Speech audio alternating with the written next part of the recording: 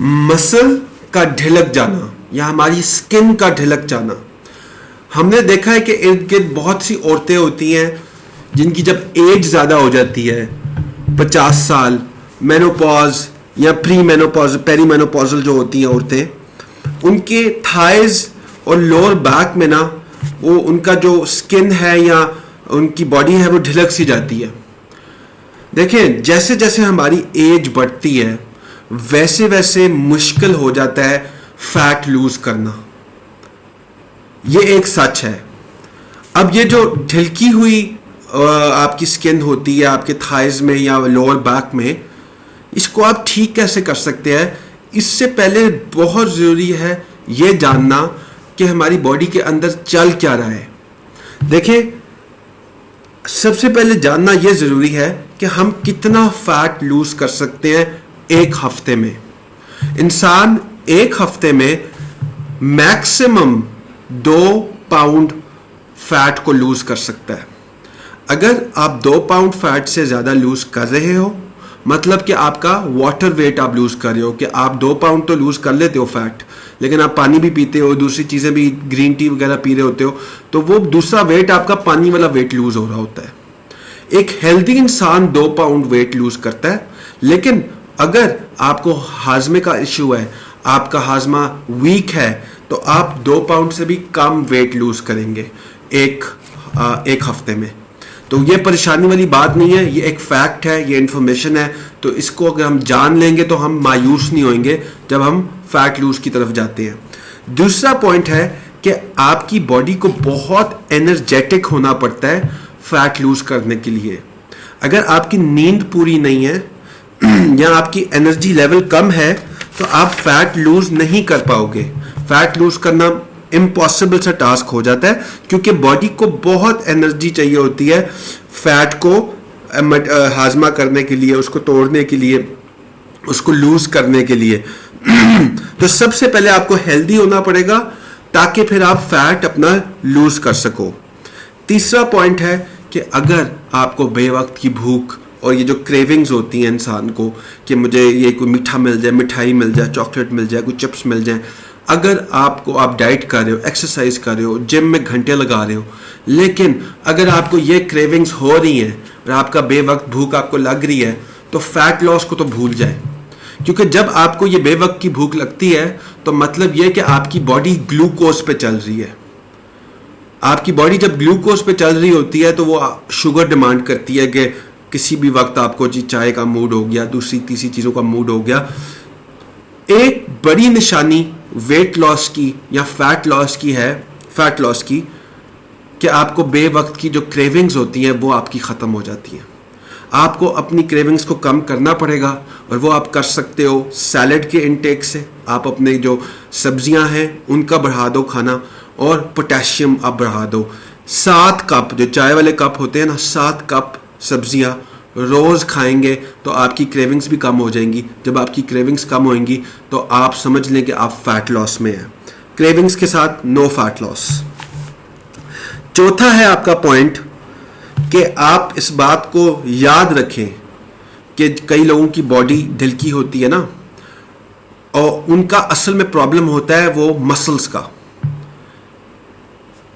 एक पॉइंट को आप समझ लें, एक चीज होती है मोटापा, फैट लोगों को लगता है ना हमारी बहुत ज्यादा फैट है थाइस पे या पीछे हिप्स में, फैट। और एक और वर्ड है जिसका नाम है एट्रोफी। फैट और एट्रोफी में बड़ा फर्क है। एट्रोफी क्या चीज है, शायद आपने इस लफ्ज के बारे में पहले ना सुना हो। एट्रोफी कहते हैं जब आपके मसल्स जो है ना वो ढिलकना शुरू हो जाते हैं, लूज हो जाते हैं, सैगी हो जाते हैं, हैंगिंग, मतलब कि एक समझे आप लटक से जाते हैं। और बहुत से लोगों को लगता है कि ये जो हमारे थाइस है या पीछे बैक में फैट या सेल्यूलाइट है, लेकिन असल में प्रॉब्लम होती है एट्रोफी की। अब जब आपकी ये जो मसल टूट सा होता है, लटक सा जाता है, और ये होता है आपके स्ट्रेस हार्मोन्स, जैसे आपकी एज बढ़ती है स्ट्रेस हार्मोन्स आपकी बॉडी में बढ़ते हैं, तो उसकी वजह से ये एट्रोफी का प्रोसेस ज़्यादा इंक्रीज हो जाता है। अब असल प्रॉब्लम को आइडेंटिफाई करना ज़रूरी है। अगर आपको प्रॉब्लम ही नहीं है आपके फैट लॉस, आपका फैट है ही नहीं, मसला ही नहीं फैट का, तो आप अपना फैट लॉस की डाइट पे शुरू हो जाएं, आपको रिजल्ट कोई नहीं मिलेगा, मायूस हो जाएंगे। जब आपकी प्रॉब्लम ही एट्रोफी की है और इलाज आप कुछ और कर रहे हो तो उससे रिजल्ट तो नहीं मिलेगा। सबसे पहले बात करते हैं एट्रोफी की कि ये होता क्या है। देखें, दो चीज़ें आपकी बॉडी के अंदर जो चल रही हैं, एक है मसल का टूटना जिसको कहते हैं कैटाबॉलिक प्रोसेस, जिसे ब्रेक डाउन ऑफ मसल होता है, और एक होता है मसल का वापस जुड़ना, टूट के वापस जब जुड़ता है तो उसको कहते हैं एनाबॉलिक। सुबह के वक्त आप काम करते हैं, एक्सरसाइज करते हैं, एक्सरसाइज के वक्त बॉडी अपने मसल को तोड़ रही होती है, वो मसल टूट जाता है, कैटाबॉलिक प्रोसेस चल रहा है। रात के वक्त जब आप रेस्ट कर रहे होते हो, जब आप सो रहे होते हो, तो एक तो आपका फैट लूज होता है और दूसरा आपका वो टूटा हुआ मसल जुड़ना शुरू हो जाता है, दोबारा से जुड़ता है, जिसको कहते हैं एनाबॉलिक प्रोसेस। जैसे ही इंसान 50 की एज को हिट करता है, मेनोपॉज भी कई औरतों को हो जाता है, उनकी एट्रोफी जो होती है ना वो इंक्रीज कर जाती है। और वो एट्रोफी इंक्रीज करती है इस वजह से क्योंकि उनका जो एनाबॉलिक और कैटाबॉलिक है, जो मसल का टूटना और जुड़ना है, उसमें तजाद आ जाता है, उसमें फर्क आ जाता है। मसल टूट तो रहा होता है लेकिन वो जुड़ नहीं रहा होता उसी रेट से, जितना टूट रहा होता है उतना जुड़ नहीं रहा होता, तो कैटाबॉलिक ज्यादा हो जाता है, एनाबॉलिक कम हो जाता है। और ये होता है क्योंकि आपके जो हार्मोन्स होते हैं इंसान के अंदर वो थोड़े मैशअप हुए होते हैं, ऊपर नीचे हुए होते हैं हार्मोन्स। अब आप इसके बारे में क्या कर सकते हो? देखिए, एक तो सबसे पहले एक्सरसाइज रोज नहीं करनी। आप खुद ही सोचो कि आप एक्सरसाइज रोज कर रहे हो, मसल आपका टूट रहा है लेकिन उसको टाइम ज़्यादा चाहिए जुड़ने के लिए, तो बेहतर यह है कि आप थोड़ा सा रेस्ट करो, एक्सरसाइज हफ्ते में 2 या 3 दफ़ा कर लो और फिर रेस्ट करो। दूसरा इंपॉर्टेंट पॉइंट है, आप अपने एनाबॉलिक जो मसल जोड़ने का प्रोसेस है उसको तेज कैसे कर सकते हो, उसकी मदद कैसे कर सकते हो, वो है अमाइनो एसिड्स के थ्रू।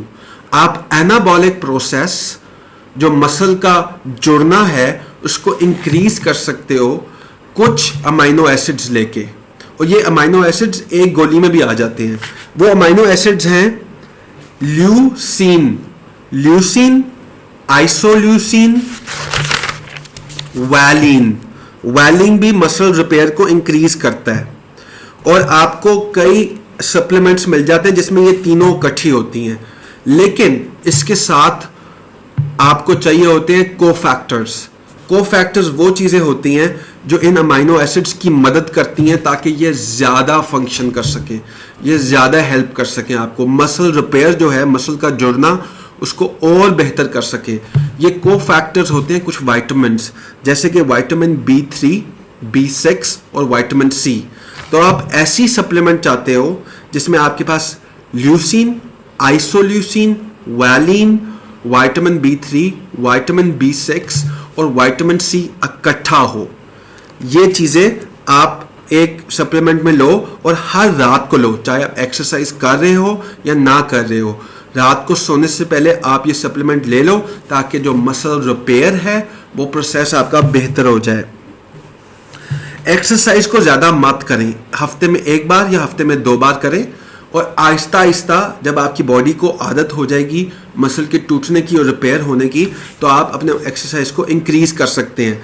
आपके लिए एक्सरसाइज बुरी हो सकती है अगर आप उसको बहुत ज़्यादा कर रहे हो और टूटे हुए मसल जो आपको दर्द हो रही है उसी मसल के साथ बार बार एक्सरसाइज करेंगे तो फ़ायदा कोई नहीं होगा, ना फैट लॉस होएगा ना आपका मसल रिपेयर होएगा। ओमेगा 3 एक ऐसी चीज़ है, ओमेगा 3 लेने से आपकी मसल में रिपेयर भी ज़्यादा होएगा, और मसल के अंदर कुछ फैक्ट्रियाँ होती हैं, पावर फैक्ट्रीज, वो उनको भी एक जंप देता है ओमेगा 3। देखिए, आपकी बॉडी हमेशा, जैसे आपको एट्रोफी हुई भी है ना, साथ में फैट है, तो हमेशा आपकी बॉडी पहले आपके मसल को ना करेगी, उसको पहले संभालेगी, एट्रोफी को ख़त्म करेगी और फिर फैट लॉस का प्रोसेस शुरू होएगा। ऐसा नहीं हो सकता कि आप फैट लॉस कर रहे हो ताकि आप बेहतर फील करो। बल्कि पहले आपको बेहतर फील करना होगा ताकि आप फैट लॉस कर सको। ये सबसे बड़ी गलती है जो हम सब करते हैं। आप फैट लूज नहीं कर सकते अगर आप हेल्दी नहीं हो। पहले हेल्दी होना पड़ेगा, उसके बाद फैट लूज ऑटोमेटिकली शुरू हो जाएगा। इस वजह से बहुत से लोग जब एक्सरसाइज कर रहे होते हैं, आपने देखा है हफ्ते महीना लगा लेते हैं, लेकिन कपड़े थोड़े से उनके बेहतर होते हैं, साइज में आ रहे होते हैं, लेकिन वेट जो है स्केल पे, वेट मशीन पे वेट नीचे नहीं गिरता, क्योंकि फैट उसी तरह होता है लेकिन मसल रिपेयर हो रहा होता है, एट्रोफी कम हो रही होती है। तो 6 से 8 हफ्ते लग सकते हैं आपको कि आपकी वो एट्रोफी जाए और फिर फैट लॉस शुरू होए। तो मायूस मत होएं जब आप एक्सरसाइज कर रहे हैं, आप देख लें कि आप ओवर एक्सरसाइज तो नहीं कर रहे। और दूसरा, ये जो सप्लीमेंट है ओमेगा 3 और ये जो अमाइनो एसिड्स हैं, ये आप ले लें। और दूसरा, जिन लोगों के सैगी या फिर जो थाइज में आ जाती है, ढिलक जाते हैं, इसके लिए आप ये वाइटामिन और इस इंफॉर्मेशन को इस्तेमाल करते हुए एक बेहतर किस्म का आप उसको अपनी बॉडी को शेप दे सकते हैं। Thank you.